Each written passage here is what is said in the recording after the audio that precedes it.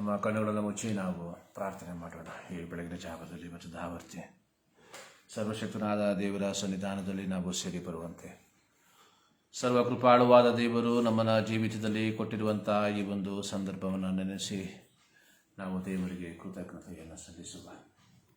ಅನೇಕರಿಗೆ ಲಭಿಸದೇ ಇರುವಂಥ ಭಾಗ್ಯವನ್ನು, ಅನೇಕರಿಗೆ ಲಭಿಸದೇ ಇರುವಂಥ ಅವಕಾಶವನ್ನು ದೇವರು ನಮ್ಮ ಜೀವಿತದಲ್ಲಿ ಕೊಟ್ಟಿರುವಾಗ ಕೃತಜ್ಞತೆಯಿಂದ ನಾವು ದೇವರನ್ನು ಸ್ತುತಿಸುವುದಕ್ಕೆ, ದೇವರನ್ನು ಆರಾಧಿಸುವುದಕ್ಕೆ ನಾವು ಬಾಧ್ಯಸ್ಥರಾಗಿದ್ದೇವೆ. 2021 6 ತಿಂಗಳು ನಮ್ಮನ್ನು ಬಿಟ್ಟು ಗತಿಸಿ ಹೋಯಿತು. 2021 ಅರ್ಧ ವರ್ಷ ನಮ್ಮನ್ನು ಬಿಟ್ಟು ಗತಿಸಿ ಹೋಯಿತು. 7ನೇ ತಿಂಗಳಿನ ಪ್ರಾರಂಭ ಭಾನುವಾರ ನಾವು ದೇವರ ಸನ್ನಿಧಾನಕ್ಕೆ ಸೇರಿ ಬಂದಿದ್ದೇವೆ. ಈ ಬೆಳಗಿನ ಜಾವದಲ್ಲಿ ನಮ್ಮನ್ನೇ ದೇವರ ಕರಗಳಿಗೆ ಸಮರ್ಪಿಸಿ ನಾವು ಪ್ರಾರ್ಥನೆ ಮಾಡುವ. Praise you master, praise you Jesus, we worship you lord. ಯೇಸುವೇ, ನಾವು ನಿಮ್ಮನ್ನು ಆರಾಧಿಸುತ್ತೇವೆ ಸ್ವಾಮಿ, ನಿಮ್ಮನ್ನು ಆರಾಧಿಸುತ್ತೇವೆ ಸ್ವಾಮಿ. ನಾವು ನಿಮ್ಮನ್ನು ಮಹಿಮೆ ಪಡಿಸುತ್ತೇವೆ ಸ್ವಾಮಿ. Hallelujah. Savior, like a shepherd leader, much we need thy tender care. In thy pleasant fashion speed us, for our use thy food prepare. Blessed Jesus,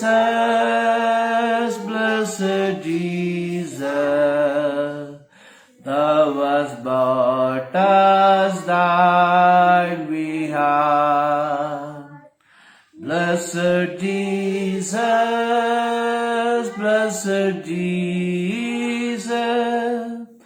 thou hast bought us thine behalf. We are thy, do thou defend,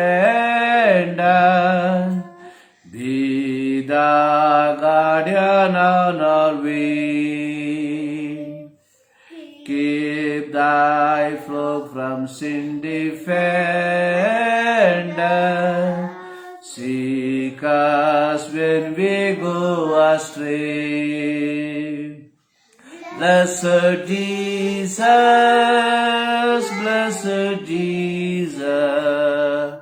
hear us when we pray. Blessed Jesus,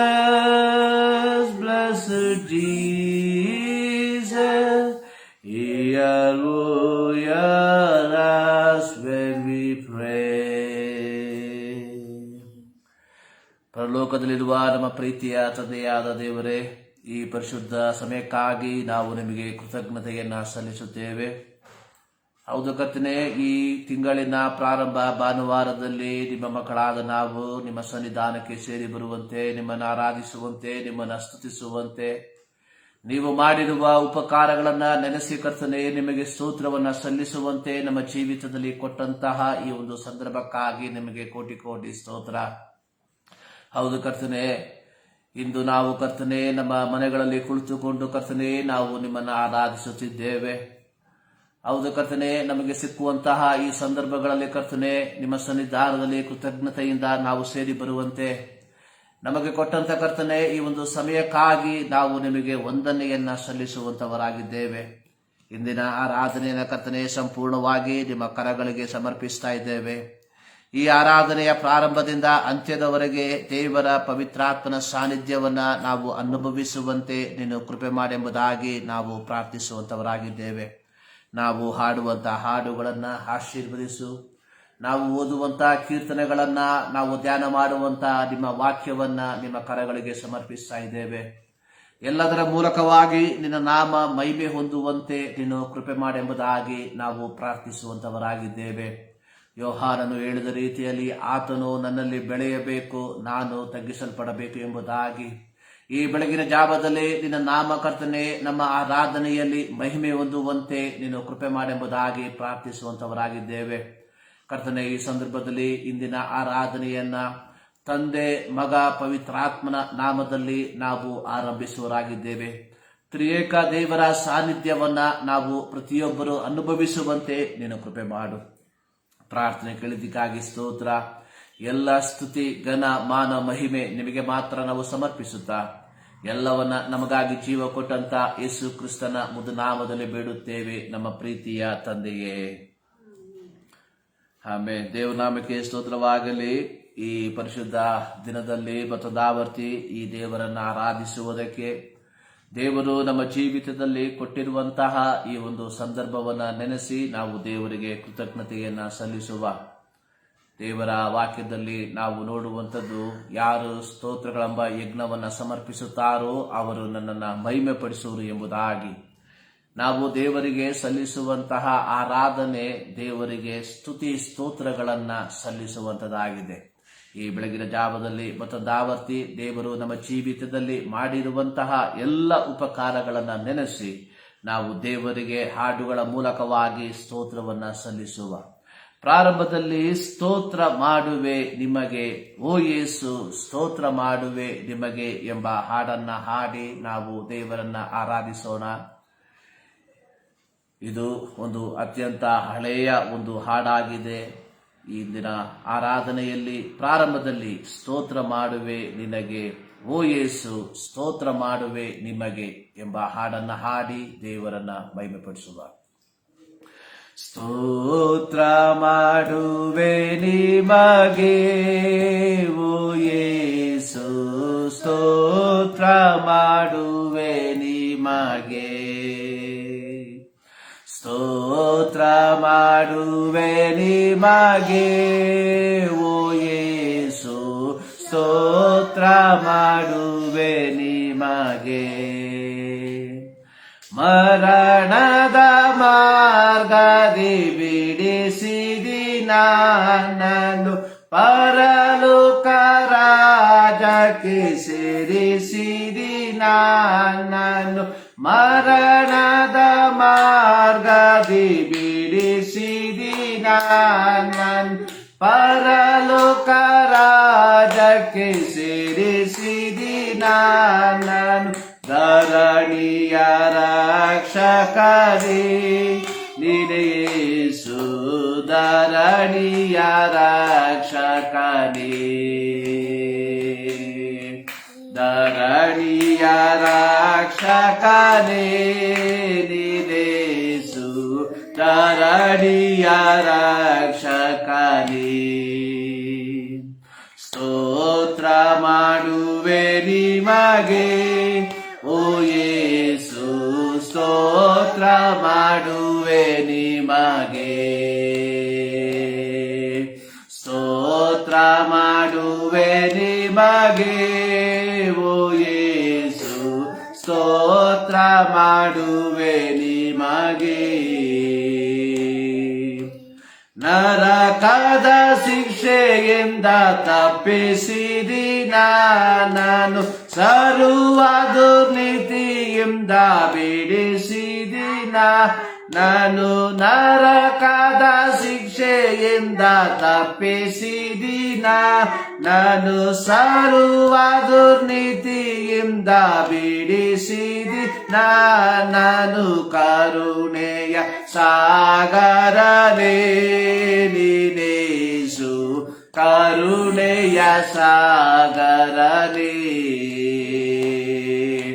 ಕರುಣೆಯ ಸಾಗರನೇ ನೀನೇ ಯೇಸು, ಕರುಣೆಯ ಸಾಗರನೇ. ಸ್ತೋತ್ರ ಮಾಡುವೆ ನಿಮಗೆ ಓ ಯೇಸು, ಸ್ತೋತ್ರ ಮಾಡುವೆ ನಿಮಗೆ, ಸ್ತೋತ್ರ ಮಾಡುವೆ ನಿಮಗೆ ಓ ಯೇಸು, ಸ್ತೋತ್ರ ಮಾಡುವೆ ನಿಮಗೆ. ಪರಿಶುದ್ಧ ಪ್ರೀತಿಯ ಇರಿಸು ಎನ್ನೊಳಗೆ, ಪರತರ ನೀತಿಯ ಬರಿಸು ಎನ್ನೊಳಗೆ. ಪರಿಶುದ್ಧ ಪ್ರೀತಿಯ ಇರಿಸು ಎನ್ನೊಳಗೆ, ಪರತರ ನೀತಿಯ ಬಾರಿಸು ಎನ್ನೊಳಗೆ ದುರುಳರ ಸ್ನೇಹಿತನೇ ನೀನೇಸು ದುರುಳರ ಸ್ನೇಹಿತನೇ ದುರುಳರ ಸ್ನೇಹಿತನೇ ನೀನೇಸು ದುರುಳರ ಸ್ನೇಹಿತನೇ ಸ್ತೋತ್ರ ಮಾಡುವೆ ನಿಮಗೆ ಓ ಯೇಸು ಸ್ತೋತ್ರ ಮಾಡುವೆ ನಿಮಗೆ ಸ್ತೋತ್ರ ಮಾಡುವೆ ನಿಮಗೆ ಓ ಯೇಸು ಸ್ತೋತ್ರ ಮಾಡುವೆ ನಿಮಗೆ ಸ್ತೋತ್ರ ಮಾಡುವೆ ನಿಮಗೆ ಓ ಯೇಸು. ಹಾಡುಗಾರನು ಹೇಳುವಂಥದ್ದು, ಮರಣದ ಮಾರ್ಗದಿ ಬಿಡಿಸಿದಿ ನನ್ನನ್ನು. ದೇವರಿಗೆ ಸ್ತೋತ್ರ ಮಾಡುವುದಕ್ಕೆ ಹಾಡುಗಾರನು ಕೊಡುವಂತಹ ಒಂದು ಕಾರಣ, ಮರಣದ ಮಾರ್ಗದಿ, ನಿತ್ಯವಾದ ಮರಣದಿಂದ ದೇವರು ಬಿಡಿಸಿದಕ್ಕಾಗಿ ನಾವು ದೇವರಿಗೆ ಸ್ತೋತ್ರವನ್ನ ಸಲ್ಲಿಸುವಂತವರಾಗಿರಬೇಕು. ಪರಲೋಕ ರಾಜ್ಯಕ್ಕೆ ಸೇರಿಸಿದಿ ನನ್ನನ್ನು. ನಾವು ದೇವರನ್ನ ಸ್ತುತಿಸುವಂಥದ್ದು ನಿತ್ಯವಾದ ನಾಶನದಿಂದ, ನಿತ್ಯವಾದ ಮರಣದಿಂದ, ಶೈತಾನನ ಅಧಿಕಾರದಿಂದ ಬಿಡಿಸಿ ದೇವರ ರಾಜ್ಯಕ್ಕೆ ನಮ್ಮನ್ನು ಬಾಧ್ಯಸ್ಥರನ್ನಾಗಿ ಮಾಡಿರುವಂತಹ ದೇವರನ್ನ ಆರಾಧಿಸುವುದಕ್ಕೆ ನಾವು ಬಾಧ್ಯಸ್ಥರಾಗಿರುವಾಗ ಈ ದೇವರಿಗೆ ನಾವು ಸ್ತೋತ್ರವನ್ನ ಸಲ್ಲಿಸುವಂತವರಾಗಿರಬೇಕು. ಅದರ 2ನೇ ಚರಣದಲ್ಲಿ, ನರಕದ ಶಿಕ್ಷೆಯಿಂದ ತಪ್ಪಿಸಿದಿ ನನ್ನನ್ನು. ಇಲ್ಲಿ ಹಾಡುಗಾರನು ದೇವರಿಗೆ ಸ್ತೋತ್ರ ಮಾಡುವುದಕ್ಕೆ ಕೊಡುವಂತಹ ಇನ್ನೊಂದು ಕಾರಣ, ನರಕದ ಶಿಕ್ಷೆಯಿಂದ ತಪ್ಪಿಸಿದಿ ನನ್ನನ್ನು. ನಾವೆಲ್ಲರೂ ಕುರಿಗಳಂತೆ ದಾರಿ ತಪ್ಪಿ ತೊಳಲುತ್ತಿದ್ದೆವು. ಆದರೆ ಶ್ರೇಷ್ಠ ಕುರುಬನಾದಂತಹ ನಮ್ಮ ಕರ್ತನಾದ ಯೇಸು ಕ್ರಿಸ್ತನು ತಪ್ಪಿ ಹೋದ ಕುರಿಗಳಾದಂತಹ ನಮ್ಮನ್ನು ಹುಡುಕಿ ಆ ನರಕದ ಶಿಕ್ಷೆಯಿಂದ ನಮ್ಮನ್ನು ತಪ್ಪಿಸಿದ್ದಾನೆ. ಸರ್ವ ದುರ್ನೀತಿಯಿಂದ ಬಿಡಿಸಿದಿ. ಆದುದರಿಂದ ನಾನು ನಿನಗೆ ಸ್ತೋತ್ರವನ್ನ ಸಲ್ಲಿಸುವೆನು ಅಥವಾ ಸ್ತೋತ್ರವನ್ನ ಮಾಡುವೆನು. ಪ್ರಿಯರೇ, ಪ್ರತಿದಿನ ಪ್ರತಿ ವಾರ ದೇವರ ಸನ್ನಿಧಾನದಲ್ಲಿ ನಾವು ಸ್ತೋತ್ರವನ್ನ ಸಲ್ಲಿಸುವಂತಹ ಮುಖ್ಯ ಕಾರಣ, ದೇವರು ನಮ್ಮನ್ನು ಜೀವ ಸಮೇತ ಇಟ್ಟಿದ್ದಾನೆ ಅದಕ್ಕಿಂತಲೂ ಮಿಗಿಲಾಗಿ, ಅಥವಾ ದೇವರು ನಮ್ಮ ಕೊರತೆಗಳನ್ನ ನೀಗಿಸಿದ್ದಾನೆ ಅದಕ್ಕಿಂತಲೂ ಮಿಗಿಲಾಗಿ, ದೇವರು ನಮ್ಮ ಎಲ್ಲ ರೋಗಗಳಿಂದ ಕಾಪಾಡಿದ್ದಾನೆ ಅದಕ್ಕಿಂತಲೂ ಮಿಗಿಲಾಗಿ ನಾವು ದೇವರಿಗೆ ಸ್ತೋತ್ರವನ್ನ ಸಲ್ಲಿಸಬೇಕಾಗಿರುವಂಥದ್ದು, ಮರಣದ ಮಾರ್ಗದಿಂದ ದೇವರು ನಮ್ಮನ್ನು ಬಿಡಿಸಿದಕ್ಕಾಗಿ, ನರಕದ ಶಿಕ್ಷೆಯಿಂದ ದೇವರು ನಮ್ಮನ್ನು ತಪ್ಪಿಸಿದಕ್ಕಾಗಿ ನಾವು ದೇವರಿಗೆ ಸ್ತೋತ್ರವನ್ನ ಸಲ್ಲಿಸುವುದಕ್ಕೆ ಬಾಧ್ಯಸ್ಥರಾಗಿದ್ದೇವೆ. ಈ ಬೆಳಗಿನ ಜಾವದಲ್ಲಿ ಮತ್ತೊಂದು ಆವರ್ತಿ ಈ ದೇವರನ್ನ ಸ್ತುತಿಸುವುದಕ್ಕೆ, ದೇವರನ್ನ ಆರಾಧಿಸುವುದಕ್ಕೆ ದೇವರು ನಮ್ಮ ಜೀವಿತದಲ್ಲಿ ಈ ಒಂದು ಸಂದರ್ಭವನ್ನ ಕೊಟ್ಟಿರುವಾಗ ನಾವು ದೇವರನ್ನ ಆರಾಧಿಸುವಂತವರಾಗಿರಬೇಕು. ಇನ್ನೊಂದು ಹಾಡಿನ ಒಂದು ಚರಣವನ್ನ ಮಾತ್ರ ಹಾಡಿ ನಾವು ದೇವರನ್ನ ಆರಾಧಿಸೋಣ. ಸಾರಿರಿ ಸಾರಿರಿ ಸಾರಿರಿ ಜಗವೆಲ್ಲ, ಪ್ರೀತಿಯನ್ನು ಸಾರಿರಿ ಪ್ರೇಮವನ್ನು ಸಾರಿರಿ ಎಂಬ ಹಾಡನ್ನು ಹಾಡಿ ದೇವರನ್ನ ಮಹಿಮೆಪಡಿಸೋಣ. ಸಾರಿರಿ ಸಾರಿರಿ ಜಗವೆಲ್ಲ, ಪ್ರೀತಿಯನ್ನು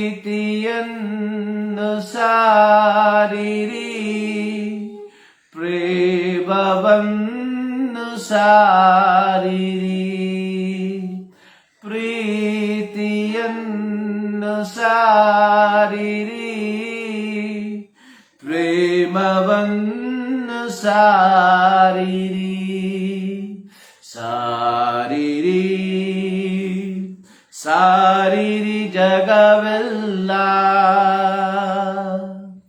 ದೇವರು ತಂದ ಭಾಗ್ಯವಿದು, ಈ ಲೋಕವು ಏಳಿಗೆ ಹೊಂದುವುದು. ದೇವರು ತಂದ ಭಾಗ್ಯವಿದು, ಈ ಲೋಕವು ಏಳಿಗೆ ಹೊಂದುವುದು.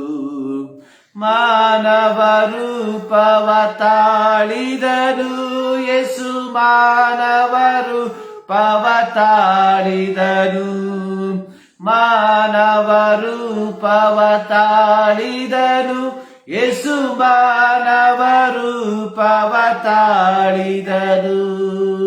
ಸಾರಿರಿ ಸಾರಿರಿ ಜಗವೆಲ್ಲ, ಪ್ರೀತಿಯನ್ನು ಸಾರಿರಿ, ಪ್ರೇಮವನ್ನು ಸಾರಿರಿ, ಪ್ರೀತಿಯನ್ನು ಸಾರಿರಿ, ಪ್ರೇಮವನ್ನು ಸಾರಿರಿ, ಸಾರಿರಿ ಸಾರಿರಿ ಜಗವೆಲ್ಲ. ದೇವರ ನಾಮಕ್ಕೆ ಸ್ತೋತ್ರವಾಗಲಿ. ಈ ಪರಿಶುದ್ಧ ದಿನದಲ್ಲಿ ಮತ್ತೊಂದು ಆವರ್ತಿ ದೇವರ ಸನ್ನಿಧಾನದಲ್ಲಿ ದೇವರನ್ನ ಆರಾಧಿಸುವುದಕ್ಕೆ ದೇವರು ನಮ್ಮ ಜೀವಿತದಲ್ಲಿ ಕೊಟ್ಟಂತಹ ಈ ಒಂದು ಸಂದರ್ಭಕ್ಕಾಗಿ ದೇವರಿಗೆ ಕೃತಜ್ಞತೆಯನ್ನ ಸಲ್ಲಿಸುವಂತವನಾಗಿದ್ದೇನೆ. ಸೊ ಈ ರೀತಿ ಸೋಷಿಯಲ್ ಮೀಡಿಯಾಗಳ ಮೂಲಕವಾಗಿ ದೇವರನ್ನ ಆರಾಧಿಸುವಂತಹ ಒಂದು ಸಂದರ್ಭ ನಮ್ಮ ಜೀವಿತದಲ್ಲಿ ಬಂದಿರುವಂತದ್ದಾಗಿದೆ. ಕೀರ್ತನೆ 122ರಲ್ಲಿ ದಾವೀದನು ಹೇಳುವಂಥದ್ದು, ಯೆಹೋವನ ಮಂದಿರಕ್ಕೆ ಹೋಗೋಣ ಬಾ ಎಂದು ಜನರು ನನ್ನನ್ನು ಕರೆದಾಗ ನನಗೆ ಸಂತೋಷವಾಯಿತು ಎಂಬುದಾಗಿ. ಸರ್ವಶಕ್ತನಾದ ದೇವರು ಇಸ್ರಾಯೇಲರಿಗೆ ಕೊಟ್ಟಂತಹ ಒಂದು ಆಜ್ಞೆ, ವರ್ಷಕ್ಕೆ 3 ಆವರ್ತಿ ಎಲ್ಲ ಇಸ್ರಾಯೇಲಿನ ಗಂಡಸರು ಯೆರೂಸಲೇಮಿನಲ್ಲಿರುವ ದೇವಾಲಯಕ್ಕೆ ಹೋಗಿ ದೇವರನ್ನ ಆರಾಧಿಸಬೇಕು ಎಂಬುದಾಗಿ.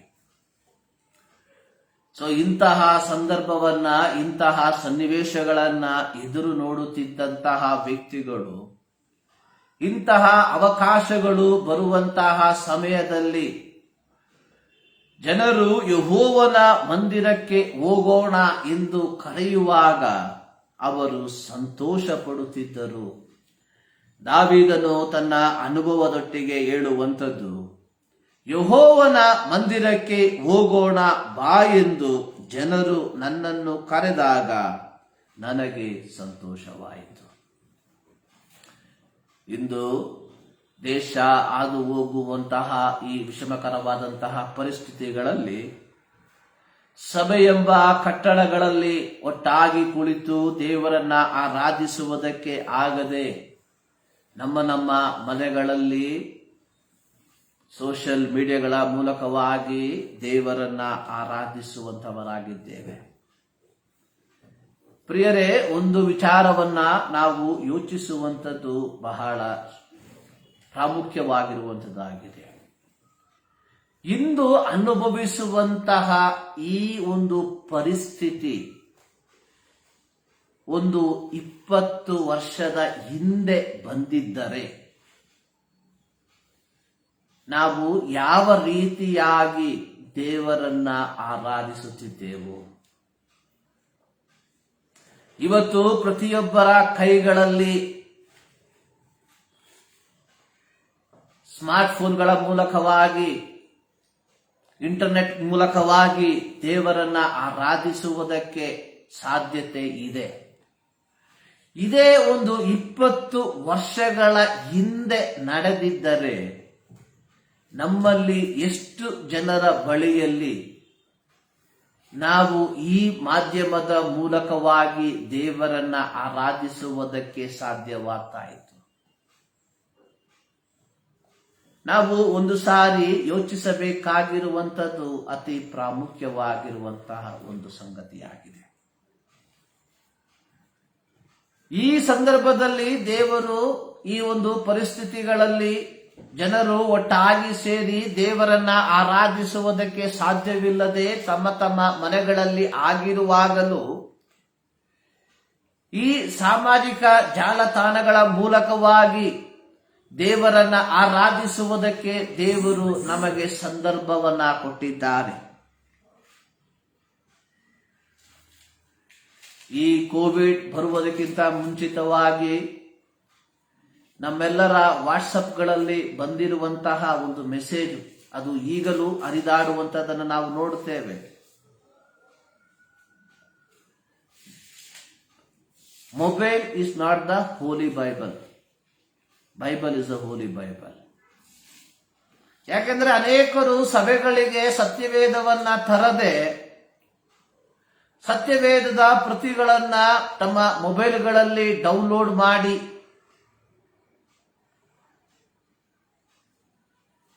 ಕೇವಲ ಮೊಬೈಲ್ ಫೋನ್ಗಳನ್ನು ಮಾತ್ರ ಸಭೆಗಳಿಗೆ ತೆಗೆದುಕೊಂಡು ಬರುವಂತಹ ಪರಿಪಾಠವನ್ನ ನಮ್ಮ ಸಭೆಗಳಲ್ಲಿ ಪ್ರತ್ಯೇಕವಾಗಿ ಯೌವನಸ್ಥರು ಆ ಒಂದು ನ್ಯೂ ನಾರ್ಮ್ ಅನ್ನುವಂತಹ ಒಂದು ಹೊಸ ಪರಿಪಾಠದಲ್ಲಿ ಮುಂದಕ್ಕೆ ಹೋಗುವಂತವರಾಗಿದ್ದರು. ನಾನು ಇಂದು ಬೆಳಗ್ಗೆ ಈ ರೀತಿಯಾಗಿ ಯೋಚಿಸಿದೆ.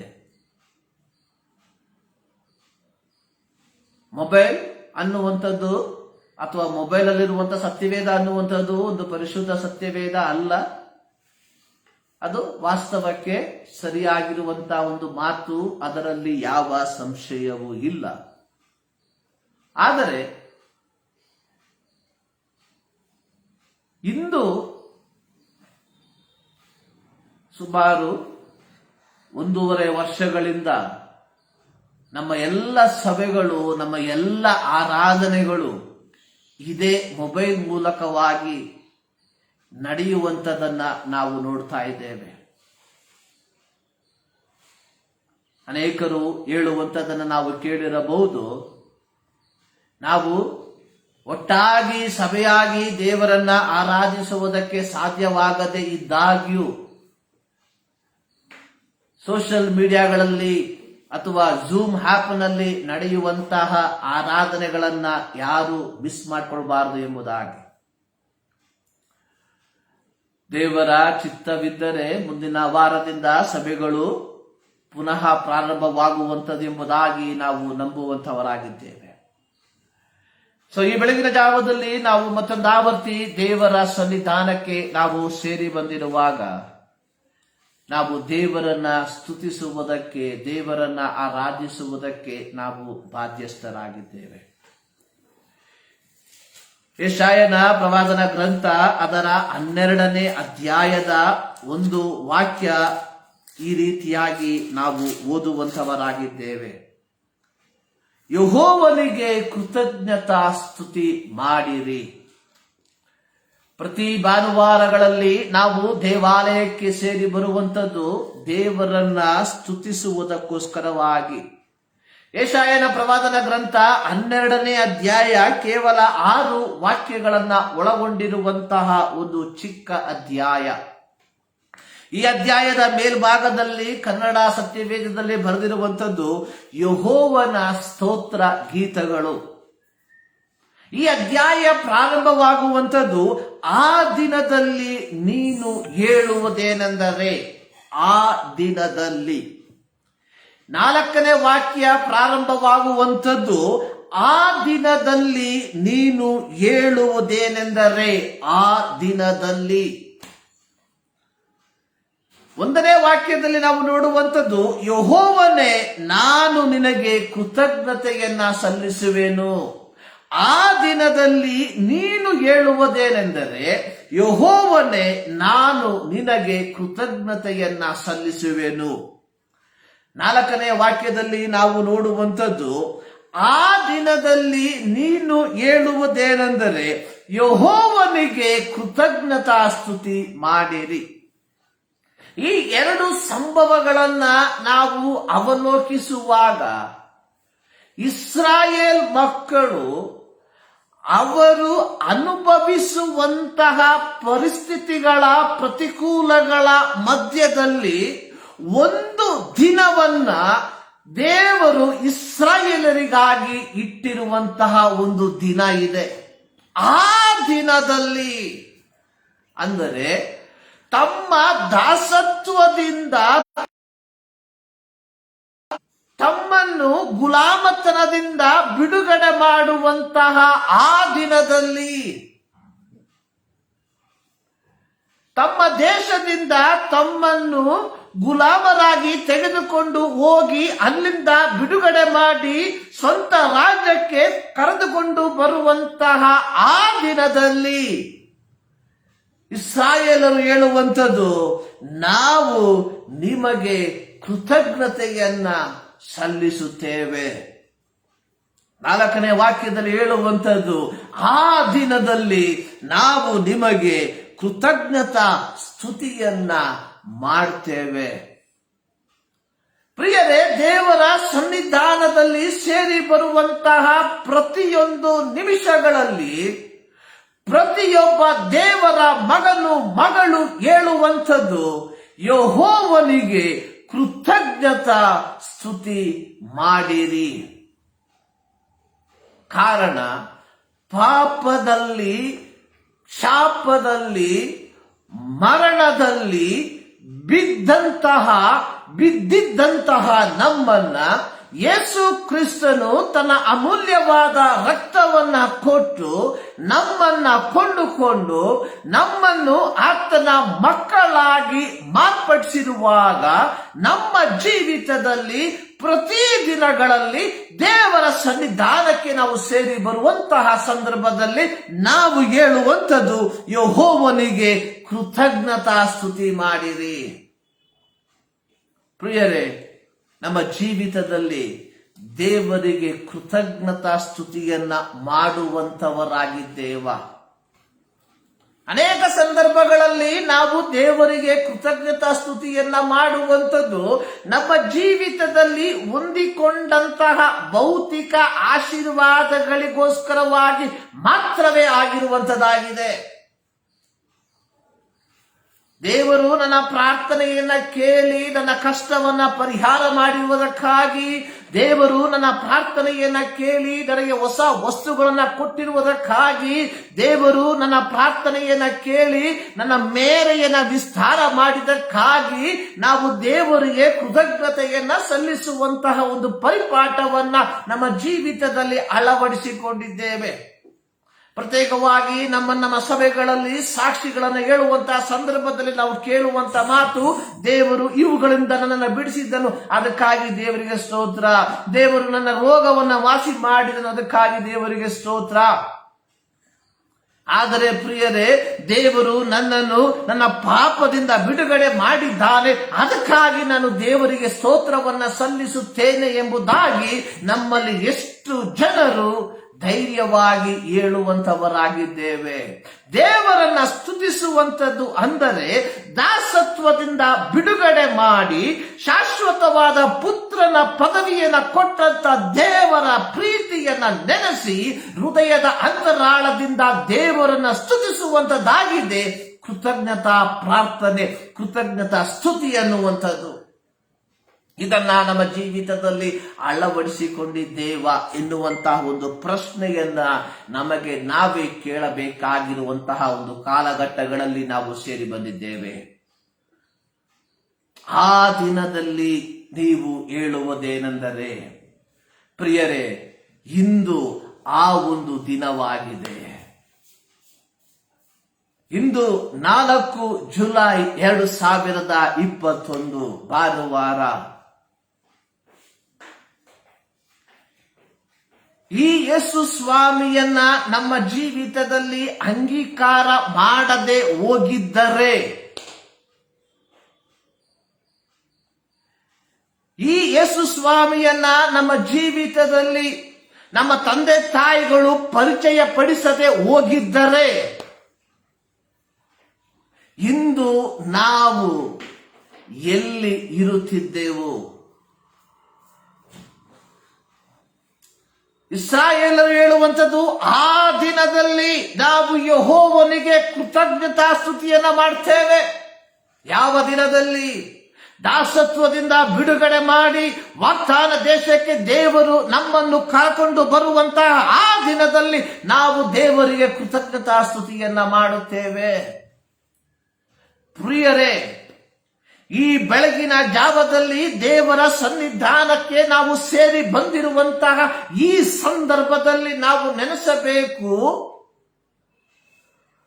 ಈ ಯೇಸುವನ್ನ ನನ್ನ ಜೀವಿತದಲ್ಲಿ ಅಂಗೀಕರಿಸದೆ ಹೋಗಿದ್ದರೆ ನಾನು ಇಂದು ಎಲ್ಲಿರುತ್ತಿದ್ದೆ? ಈ ಯೇಸು ಸ್ವಾಮಿಯನ್ನ ನಿನ್ನ ಜೀವಿತದಲ್ಲಿ, ನನ್ನ ಜೀವಿತದಲ್ಲಿ ಅಂಗೀಕಾರ ಮಾಡಿರುವಂತಹ ಸಂದರ್ಭದಲ್ಲಿ ಈ ದಿನದಲ್ಲಿ ನಾವು ದೇವರಿಗೆ ಕೃತಜ್ಞತಾ ಸ್ತುತಿಯನ್ನ ಸಲ್ಲಿಸುತ್ತಿದ್ದೇವಾ ಎಂಬುವಂತಹ ಒಂದು ಪ್ರಶ್ನೆಯನ್ನ ಇಂದು ನಾನು ನಿಮ್ಮ ಮುಂದೆ ಇಡುವಂತವನಾಗಿದ್ದೇನೆ.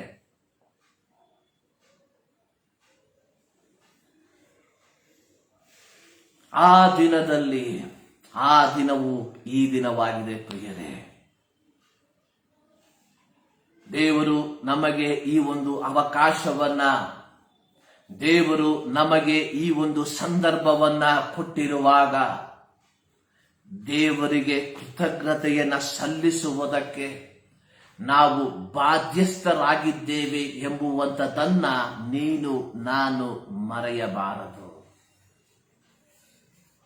ಸರ್ವಶಕ್ತನಾದ ದೇವರು ಇಸ್ರಾಯೇಲರಿಗೆ ಹೇಳಿರುವಂತಹ ಒಂದು ಮಾತು,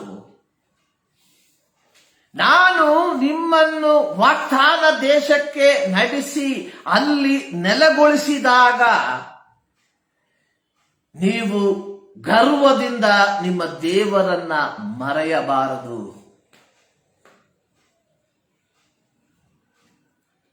ಕೇವಲ ನಮ್ಮ ಪ್ರತಿಕೂಲಗಳ ಮಧ್ಯದಲ್ಲಿ ಮಾತ್ರವಲ್ಲ ನಾವು ದೇವರನ್ನ ನೆನೆಸುವಂತವರು, ದೇವರನ್ನ ಆರಾಧಿಸುವಂತವರಾಗಿರುವಂಥದ್ದು.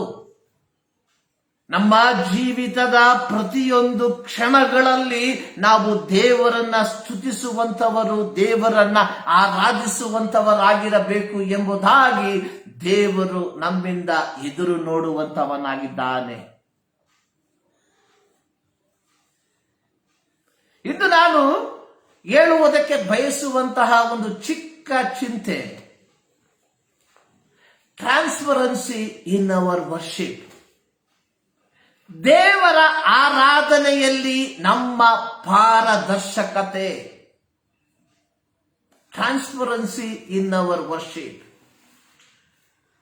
ನಾವೆಲ್ಲರೂ ದೇವರನ್ನ ಆರಾಧಿಸುವಂತವರಾಗಿದ್ದೇವೆ. ವಿವಿಧ ಮಾಧ್ಯಮಗಳ ಮೂಲಕವಾಗಿ, ವಿವಿಧ ಸಭೆಗಳಲ್ಲಿ, ವಿವಿಧ ಸಂಘಗಳಲ್ಲಿ, ವಿವಿಧ ಸಮಯಗಳಲ್ಲಿ ನಾವೆಲ್ಲರೂ ದೇವರನ್ನ ಆರಾಧಿಸುವಂತವರೇ. There is no doubt. ಪ್ರತಿಯೊಬ್ಬ ಕ್ರೈಸ್ತನು, ಅದು ನಾಮಧೇಯ ಕ್ರೈಸ್ತನಾಗಿದ್ದರೂ ಸಹ, ಒಂದಲ್ಲ ಒಂದು ರೀತಿಯಲ್ಲಿ ದಿನಕ್ಕೆ ಒಂದು ಬಾರಿಯಾದರೂ ಅವನು ದೇವರನ್ನ ನೆನೆಸುವಂತವನೇ. ಆದರೆ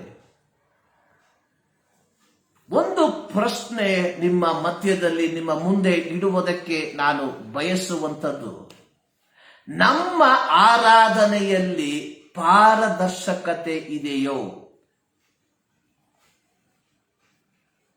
ನಮ್ಮ ಆರಾಧನೆ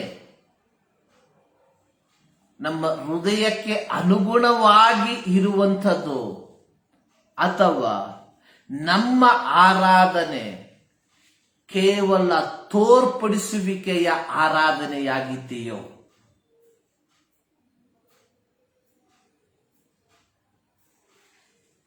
ಯೇಸು ಸ್ವಾಮಿ ಹೇಳಿರುವಂತಹ ಅನೇಕ ವಿಚಾರಗಳನ್ನ ಸತ್ಯವೇದದಲ್ಲಿ ನಾವು ನೋಡುವಂತವರಾಗಿದ್ದೇವೆ. ಪ್ರತ್ಯೇಕವಾಗಿ ಮತ್ತಾಯನ ಸುವಾರ್ತೆ 5ನೇ ಅಧ್ಯಾಯವನ್ನ ನಾವು ಓದುವಂತಹ ಸಂದರ್ಭದಲ್ಲಿ ಅದರ 20ನೇ ವಾಕ್ಯದಲ್ಲಿ ಯೇಸು ಸ್ವಾಮಿ ಹೇಳಿರುವಂತಹ ಒಂದು ಮಾತು, ನಿಮ್ಮ ನೀತಿಯು ಶಾಸ್ತ್ರಿಗಳ ಮತ್ತು ಫರಿಸಾಯರ ನೀತಿಗಳಿಗಿಂತ ಹೆಚ್ಚಿನದಾಗದಿದ್ದರೆ ನೀವು ಪರಲೋಕ ರಾಜ್ಯವನ್ನು ಸೇರಲಾರಿರಿ. ನಮ್ಮ ವಿಷಯ ಟ್ರಾನ್ಸ್ಪರೆನ್ಸಿ, ಪಾರದರ್ಶಕತೆ. ಇಲ್ಲಿ ಯೇಸು ಸ್ವಾಮಿ ಹೇಳಿರುವಂತಹ ಒಂದು ಮಾತು, ನಿಮ್ಮ ನೀತಿಯು ಶಾಸ್ತ್ರಿಗಳ ಮತ್ತು ಫರಿಸಾಯರ ನೀತಿಗಳಿಗಿಂತ ಹೆಚ್ಚಿನದಾಗದಿದ್ದರೆ ನೀವು ಪರಲೋಕ ರಾಜ್ಯವನ್ನು ಸೇರಲಾರಿರಿ. ಯಾತಕ್ಕೋಸ್ಕರವಾಗಿ ಇಲ್ಲಿ ಯೇಸು ಸ್ವಾಮಿ 2 ಗುಂಪು ಜನರ ಕುರಿತಾಗಿ ಹೇಳುವಂಥದ್ದು, ಒಂದು ಶಾಸ್ತ್ರಿಗಳು, 2 ಫರಿಸಾಯರು. ಶಾಸ್ತ್ರಿಗಳು ವೇದಶಾಸ್ತ್ರ ಪಂಡಿತರು, ಎರಡನೇದಾಗಿ ಫರಿಸಾಯರು ಮೋಶೆಯ ಧರ್ಮಶಾಸ್ತ್ರವನ್ನ ಅರೆದು ಕುಡಿದಂಥವರು. ಇವರಿಬ್ಬರ ಜೀವಿತವನ್ನ ಪರೀಕ್ಷಿಸುವಂತಹ ಸಂದರ್ಭದಲ್ಲಿ ನಾವು ಅರ್ಥ ಮಾಡಿಕೊಳ್ಳುವಂತಹ ಒಂದು ನಗ್ನ ಸತ್ಯ, ಇವರ ಜೀವಿತ ಪಾರದರ್ಶಕವಾಗಿರಲಿಲ್ಲ. ಯೇಸು ಸ್ವಾಮಿ ಹೇಳುವಂತ ರೀತಿಯಲ್ಲಿ ಇವರು ಬಾಯಿಯ ಮೂಲಕವಾಗಿ ನನ್ನನ್ನ ಮಹಿಮೆ ಪಡಿಸ್ತಾರೆ, ಆದರೆ ಇವರ ಹೃದಯ ನನ್ನಿಂದ ಬಲೂ ದೂರವಾಗಿದೆ. ಪ್ರಿಯರೇ, ದೇವರು ನಮ್ಮಿಂದ ಎದುರು ನೋಡುವಂತಹ ಆರಾಧನೆ ಅನ್ನುವಂಥದ್ದು ಒಂದು ಪಾರದರ್ಶಕವಾದ ಆರಾಧನೆ, ಒಂದು ಟ್ರಾನ್ಸ್ಪರೆನ್ಸಿ ವರ್ಷಿಪ್. ಪಾರದರ್ಶಕ ಅಂದ್ರೆ ಅರ್ಥ ಆಗ್ತದೆ, ನಾವು ಒಂದು ವಸ್ತುವನ್ನು ನೋಡಿದ್ರೆ ಅದರ ಹಿಂಭಾಗ ಕಾಣುವಂಥದ್ದು, ಒಳಗಿರುವಂತಹ ಪ್ರತಿಯೊಂದು ವಸ್ತು ಕಾಣುವಂಥದ್ದು ಪಾರದರ್ಶಕತೆ ಅಂದರೆ. ಟ್ರಾನ್ಸ್ಪರೆನ್ಸಿ ಎಲ್ಲವೂ ನಗ್ನವಾಗಿರುವಂಥದ್ದು, ಎಲ್ಲವೂ ಕಾಣುವಂಥದ್ದು. ಸೊ ನಮ್ಮ ಆರಾಧನೆ ನಮ್ಮ ಜೀವಿತವನ್ನ ಪರಿಪೂರ್ಣವಾಗಿ ತೋರಿಸುವಂಥದ್ದಾಗಿರಬೇಕು. ಅದು ದೇವರು ನಮ್ಮಿಂದ ಎದುರು ನೋಡುವಂಥದ್ದಾಗಿದೆ.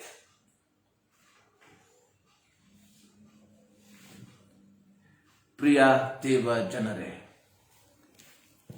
ಮತ್ತಾಯನ ಸುವಾರ್ತೆಯನ್ನ ನಾವು ಕಲಿಯುವಂತಹ ಸಂದರ್ಭದಲ್ಲಿ ಅದರ 23ನೇ ಅಧ್ಯಾಯದಲ್ಲಿ ಅಯ್ಯೋ ಕಪಟಿಗಳಾದ ಶಾಸ್ತ್ರಿಗಳೇ ಫರಿಸಾಯರೇ, ಅಯ್ಯೋ ಕಪಟಿಗಳಾದ ಶಾಸ್ತ್ರಿಗಳೇ ಫರಿಸಾಯರೇ ಎಂಬುದಾಗಿ ಸುಮಾರು 7 ಬಾರಿ ಯೇಸು ಹೇಳಿರುವಂಥದ್ದನ್ನ ನಾವು ನೋಡುವಂತವರಾಗಿದ್ದೇವೆ.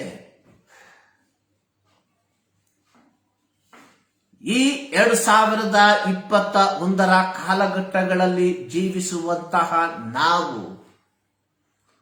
ನಮ್ಮಲ್ಲಿ ನಾವೇ ಕೇಳಿಕೊಳ್ಳಬೇಕಾಗಿರುವಂತಹ ಒಂದು ಪ್ರಶ್ನೆ, ನನ್ನ ಆರಾಧನೆ ನನ್ನ ಜೀವಿತದೊಂದಿಗೆ ಏಕವಾಗಿ ಹೋಗುತ್ತಿದೆಯೋ ಅಥವಾ ನನ್ನ ಜೀವಿತ, ನನ್ನ ಆರಾಧನೆ ಪಾರದರ್ಶಕವಾಗಿದ್ದೀಯಾ? ಅಂದ್ರೆ ನನ್ನ ಆರಾಧನೆಯ ಮೂಲಕವಾಗಿ ನನ್ನ ಜೀವಿತ ಇತರರಿಗೆ ಕಾಣಿಸಲ್ಪಡ್ತಾ ಇದೆಯಾ? ಈ ಒಂದು ಪ್ರಶ್ನೆಯನ್ನು ನಾವು ಕೇಳಲೇಬೇಕು ಪ್ರಿಯರೇ. ಇಂದು ನಾವು ಅನೇಕ ವಿಧವಾದಂತಹ ಉಪದೇಶಗಳ ಮೂಲಕವಾಗಿ ಅಲ್ಲೋಲ ಕಲ್ಲೋಲವಾಗಿರುವಂತಹ ಅನುಭವಗಳಲ್ಲಿ ನಾವು ಹೋಗುವಂಥದ್ದನ್ನ ನಾವು ನೋಡುವಂತವರಾಗಿದ್ದೇವೆ. ಕೇವಲ ಸ್ವಾರ್ಥಕ್ಕಾಗಿ ಸ್ವಾರ್ಥ ಲಾಭಕ್ಕಾಗಿ ಜನರನ್ನ ಮರಳು ಮಾಡಿ ಇಲ್ಲ ಸಲ್ಲದ ಉಪದೇಶಗಳನ್ನ ಹೇಳಿ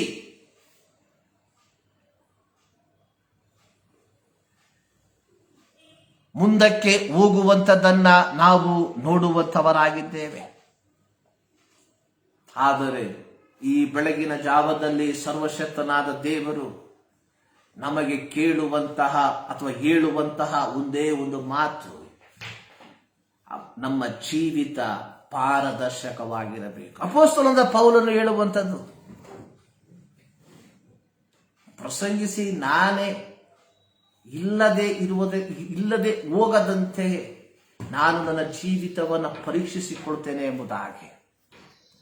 ಪ್ರಿಯರೇ, ನಾವೆಲ್ಲರೂ ದೇವರ ವಾಕ್ಯದ ಮೂಲಕವಾಗಿ ಪ್ರಸಂಗಿಸುವಂಥವರು, ದೇವರ ವಾಕ್ಯವನ್ನು ಸಾರುವಂಥವರು, ಅನೇಕರಿಗೆ ದೇವರ ಶುಭ ವರ್ತಮಾನವನ್ನು ತಿಳಿಸುವಂಥವರು. ಎಲ್ಲವೂ ಸರಿಯಾಗಿರುವಂಥದ್ದು, ಎಲ್ಲವೂ ಸತ್ಯವಾಗಿರುವಂಥ ಕಾರ್ಯಗಳೇ. ಆದರೆ ಒಂದು ಪ್ರಶ್ನೆ, ನಮ್ಮ ಜೀವಿತ ನಮ್ಮ ಉಪದೇಶಕ್ಕೆ ಅನುಗುಣವಾಗಿದೆಯೋ ಇಲ್ಲವೋ ಎಂಬುವಂಥದ್ದನ್ನ ನಾವು ಪರೀಕ್ಷಿಸಿಕೊಳ್ಳಬೇಕಾಗಿರುವಂತಹ ಕಾಲಘಟ್ಟಗಳಲ್ಲಿ ನಾವು ಬಂದಿರುವಂಥದ್ದಾಗಿದ್ದೇವೆ. Our worship should be a transparency. ನಮ್ಮ ಆರಾಧನೆ ಅದು ಪಾರದರ್ಶಕವಾಗಿರಬೇಕು. ಅನೇಕ ಸಂದರ್ಭಗಳಲ್ಲಿ ಹೇಳುವಂತಹ ಒಂದು ಮಾತು, ಸರ್ವಶಕ್ತನಾದ ದೇವರು ಸಮುವೇಲ್ ಪ್ರವಾದಿಗೆ ಹೇಳಿದಂತಹ ಒಂದು ಮಾತು, 1 ಸಮುವೇಲ 15ನೇ ಅಧ್ಯಾಯದಲ್ಲಿ ನಾವು ನೋಡುವಂತಹ ಒಂದು ವಾಕ್ಯವಾಗಿದೆ. ಮನುಷ್ಯನು ಹೊರಗಿನ ತೋರಿಕೆಯನ್ನು ನೋಡ್ತಾನೆ, ದೇವರು ನಿನ್ನ ಹೃದಯವನ್ನು ಪರಿಶೋಧಿಸುತ್ತಾನೆ.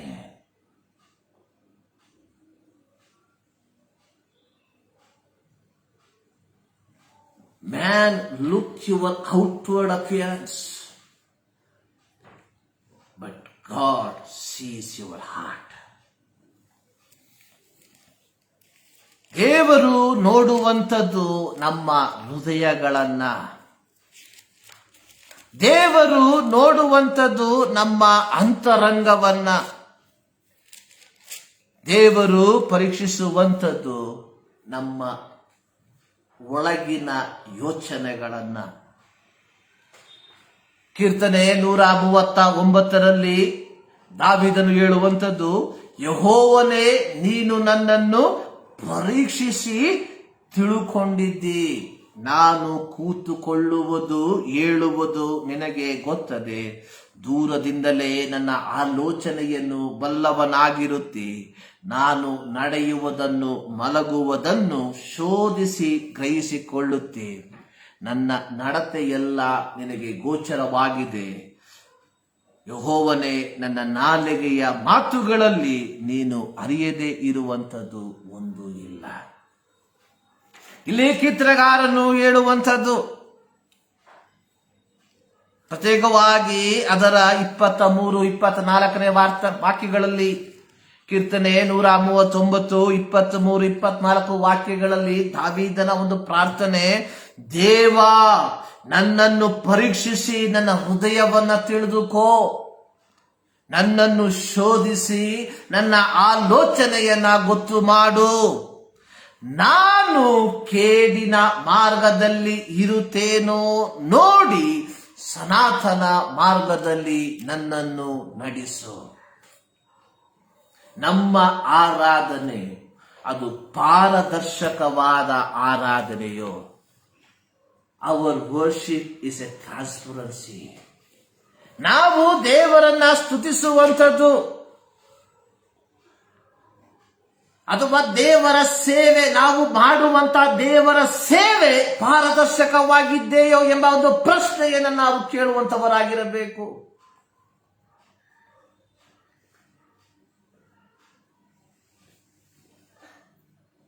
ಪ್ರಿಯರೇ,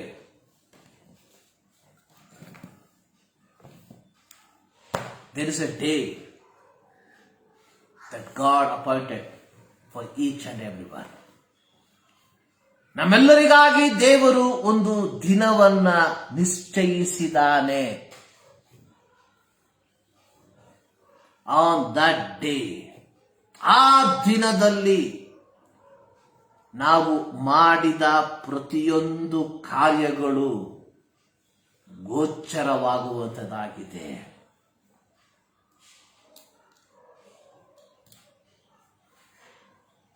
ವಿ ಡೂ ಮೆನಿ ಥಿಂಗ್ಸ್. ನಾವು ಅನೇಕ ಕಾರ್ಯಗಳನ್ನ ಮಾಡುವಂತವರಾಗಿದ್ದೇವೆ.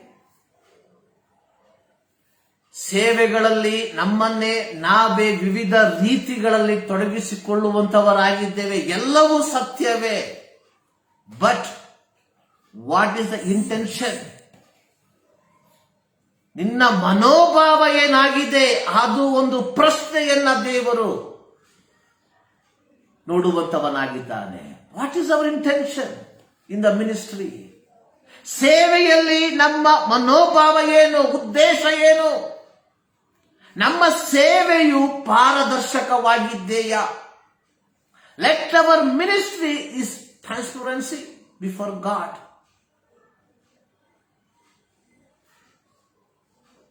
ದಾವೀದನು ಹೇಳಿದ ರೀತಿಯಲ್ಲಿ, ಯೆಹೋವನೇ ನನ್ನನ್ನು ಪರೀಕ್ಷಿಸಿ ನನ್ನ ಹೃದಯವನ್ನ ತಿಳಿದುಕೋ.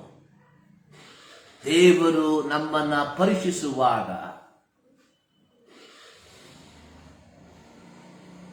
ನಾವು ಧೈರ್ಯವಾಗಿ ದೇವರ ಮುಂಭಾಗದಲ್ಲಿ ನಿಲ್ಲುವುದಕ್ಕೆ ನಾವು ಶಕ್ತರಾಗಿದ್ದೇವಾ ಎಂಬ ಒಂದು ಪ್ರಶ್ನೆಯೊಂದಿಗೆ ನನ್ನ ಮಾತುಗಳನ್ನು ಮುಗಿಸುವಂತವನಾಗಿದ್ದೇನೆ. ದೇವರು ನಿನ್ನ ಹೃದಯವನ್ನ ಪರಿಶೋಧಿಸುವಂತವನು.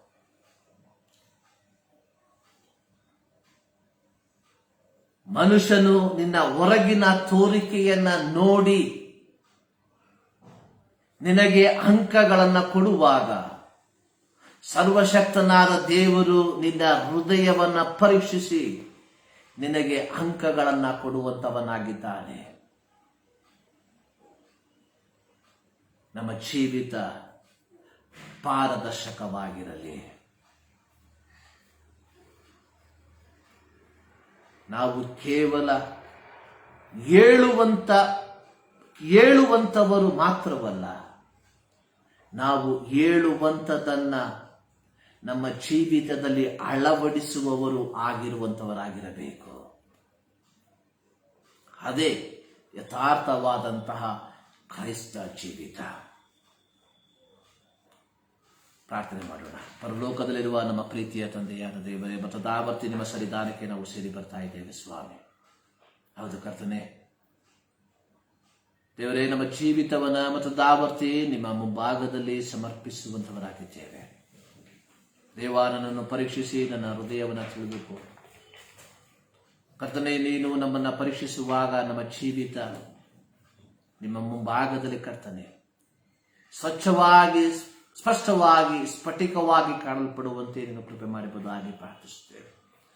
ದಾವೀದನು ಹೇಳಿದ ರೀತಿಯಲ್ಲಿ, ನಾನು ಕೇಡಿನ ಮಾರ್ಗದಲ್ಲಿರುತ್ತೇನೋ ನೋಡಿ ಸನಾತನ ಮಾರ್ಗದಲ್ಲಿ ನನ್ನನ್ನು ನಡೆಸಿ ಎಂಬುದಾಗಿ, ಆ ಸನಾತನ ಮಾರ್ಗದಲ್ಲಿ ನಮ್ಮನ್ನು ನಡೆಸಿ ಎಂಬುದಾಗಿ ಮತ್ತು ದಾವತಿ ಪ್ರಾರ್ಥಿಸುವಂತರಾಗಿದ್ದೇವೆ. ಈ ಸಂದರ್ಭದಲ್ಲಿ ಕರ್ತನೆ, ನಮ್ಮ ದೇಶಕ್ಕಾಗಿ ನಾವು ಪ್ರಾರ್ಥಿಸುತ್ತೇವೆ, ನಮ್ಮ ರಾಜ್ಯಕ್ಕಾಗಿ ಪ್ರಾರ್ಥಿಸುತ್ತೇವೆ, ನಾವು ವಾಸ ಮಾಡುವಂತ ನಮ್ಮ ಪಟ್ಟಣಗಳಿಗಾಗಿ ನಾವು ಪ್ರಾರ್ಥಿಸುವಂತವರಾಗಿದ್ದೇವೆ.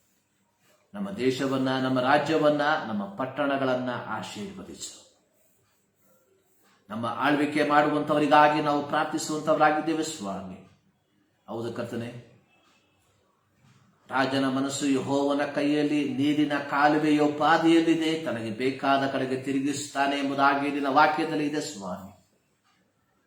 ಮಾನಸಿಕವಾಗಿ ಕರ್ತನೆ, ಇವರು ನಮ್ಮನ್ನ ಆಳ್ವಿಕೆ ಮಾಡುತ್ತಿದ್ದರು, ಸಕಲವನ್ನ ನಿಯಂತ್ರಿಸುವಂತ ದೇವರು ನೀನಾಗಿದ್ದಿ. ಅದಕ್ಕಾಗಿ ನಿನಗೆ ಸ್ತೋತ್ರ. ನಿನ್ನ ಸನ್ನಿಧಾನಕ್ಕೆ ಪ್ರತಿಯೊಬ್ಬರನ್ನ ಸಮರ್ಪಿಸ್ತಾ ಇದ್ದೇನೆ. ಆಶೀರ್ವದಿಸು. ಪ್ರಾರ್ಥನೆ ಕೇಳಿದ್ದಕ್ಕಾಗಿ ಸ್ತೋತ್ರ. ಈ ಸಂದರ್ಭದಲ್ಲಿ ಕರ್ತನೆ ಮತ್ತು ದಾವರ್ತಿ ಕರ್ತನೆ, ಕಷ್ಟದಲ್ಲಿರುವಂತಹ ಎಲ್ಲ ಪ್ರಿಯರಿಗಾಗಿ ಪ್ರಾರ್ಥಿಸುವಂತವರಾಗಿದ್ದೇವೆ. ರೋಗಿಗಳಿಗಾಗಿ ನಾವು ಪ್ರಾರ್ಥಿಸುವಂತವರಾಗಿದ್ದೇವೆ. ನಿನ್ನ ಒಂದು ಬಿಡುಗಡೆಯ ಹಸ್ತವನ್ನ ಚಾಚಿ ಪೂರ್ಣವಾಗಿರುವಂತಹ ಸೌಖ್ಯವನ್ನ ದಯಪಾಲಿಸು. ಯೇಸು ಕ್ರಿಸ್ತನ ಒಂದು ನಾಮದಲ್ಲಿ ಬಿಡುತ್ತೇವೆ ನಮ್ಮ ಪ್ರೀತಿಯ ತಂದೆಯೇ, ನಮ್ಮ ಕರ್ತನಾದ ಯೇಸು ಕ್ರಿಸ್ತನ ಕೃಪೆ, ತಂದೆಯಾದ ದೇವರ ಪ್ರೀತಿ, ಪವಿತ್ರಾತ್ಮನ ಅನ್ಯೋನ್ಯತೆ ನಾವು ಪ್ರಾರ್ಥಿಸಿದಂಥ ಎಲ್ಲ ಪ್ರಾರ್ಥನಾ ಮನವಿಗಳ ಮೇಲೆ ಇಂದಿನಿಂದ ಸದಾಕಾಲವೂ ನೆಲೆಗೊಂಡಿರಲಿ. ಆಮೇಲೆ ಸೊ ದೇವರು ನಿಮ್ಮೆಲ್ಲರನ್ನ ಧಾರಾಳವಾಗಿ ಆಶೀರ್ವದಿಸಲಿ.